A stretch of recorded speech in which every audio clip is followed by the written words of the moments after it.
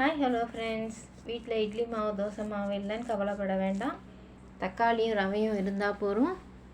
சூப்பரான தக்காளி தோசை செஞ்சிடலாம். இது டேஸ்ட்டாக நல்லா கிறிஸ்பாக இருக்கும் சாப்பிட்றதுக்கு. இந்த தோசை எப்படி செய்கிறதுன்னு பார்க்கலாம் வாங்க. இதுக்கு நான் ஒரு மிக்ஸி ஜாரில் 1 டம்ளர் உப்புமா ரவை எடுத்துட்டுருக்கேன். அளவெல்லாம் ஒரே டம்ளர்லேயே அளந்துப்போம். உப்புமா ரவைன்றதுனால நான் மிக்சியில் பொடிச்சு சேர்த்துருக்கேன். உங்கள்கிட்ட பாம்பே ரவை இருந்தால் அப்படியே 1 டம்ளர் சேர்த்துட்டுலாம். இப்போ அது ஒரு பக்கம் இருக்கட்டும். இப்போ அதே மிக்ஸி ஜாரில் ஒரு 3 தக்காளியை நறுக்கி சேர்த்துருக்கேன். 2 வத்த மிளகா, ஒரு துண்டு இஞ்சி, அரை ஸ்பூன் ஜீரகம், இந்த மாவுக்கு தேவையான அளவு உப்பு இப்போ சேர்த்துருக்கேன். பார்த்துட்டு வேணுன்னா அப்புறம் சால்ட்டு சேர்த்துக்கலாம். இதை தண்ணி விடாமல் நைஸாக அரைச்சிட்டு வந்துடலாம். இப்போ அரைச்ச விழுதை இந்த ரவை கூட சேர்த்துக்கிறேன். இந்த மிக்ஸி ஜாரில் இருக்கிறத வீணடிக்காமல் கரைக்கும் போது தண்ணி விட்டு கரைச்சி அதில் சேர்த்துக்கலாம். இப்போ அதே டம்ளரில் 3/4 டம்ளர் நான் அரிசி மாவு எடுத்துக்கிறேன். 1/4 டம்ளர் கோதுமை மாவு எடுத்துக்கிறேன். இது ரெண்டுத்தையும் பொடிச்ச ரவை கூட சேர்த்துக்கலாம். ஒரே ஒரு ஸ்பூன் கார்ன்ஃப்ளவர் மாவு எடுத்துக்கிறேன். இதையும் அது கூட சேர்த்துக்கிறேன். இப்போ ஒரு விஸ்க் வச்சு நல்லா கலந்துட்டு இந்த மிக்ஸி ஜாரை அலம்பி நல்லா தண்ணியை விட்டு கட்டி இல்லாமல் நல்லா கரைச்சிக்கலாம்.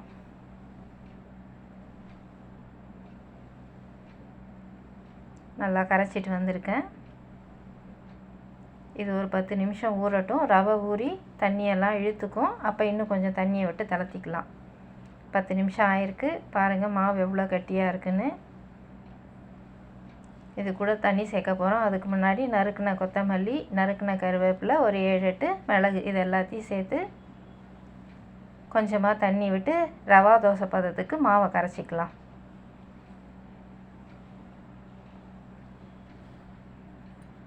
இந்த அளவுக்கு இருக்கணும் மாவு. இப்போ நல்லா தவாவை நல்லா சூடாகணும். தவா நல்லா சூடானதுக்கப்புறம் இதில் நம்ம ரவா தோசையெல்லாம் எப்படி வைப்போமோ அந்த மாதிரி கரண்டி கல்லில் படாமல் தூக்கி நாப்பில் வாத்து எடுக்கணும் மாவை.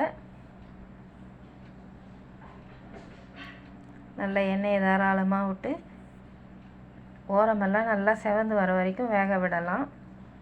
ரொம்ப நேரம்லாம் எடுக்காது, சட்டுன்னு வெந்துடும். இதை திருப்பி போட்டு மறுபடியும் அடுத்த சைடும் நெய்யோ எண்ணெயோ விட்டுக்கலாம். எது விருப்பமோ அதை விட்டு வாத்து கொடுக்கலாம். அவ்வளோதான், இன்ஸ்டண்ட்டாக செய்கிற நம்ம தக்காளி தோசை சூப்பராக ரெடி ஆகிடுது. இதுக்கு தொட்டுக்கிறதுக்கு இன்றைக்கினா மதுரை தண்ணி சட்னி அரைச்சிருக்கேன்.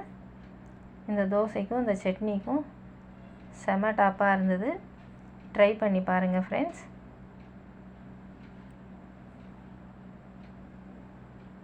தேங்க்ஸ் ஃபார் வாட்சிங். Bye friends.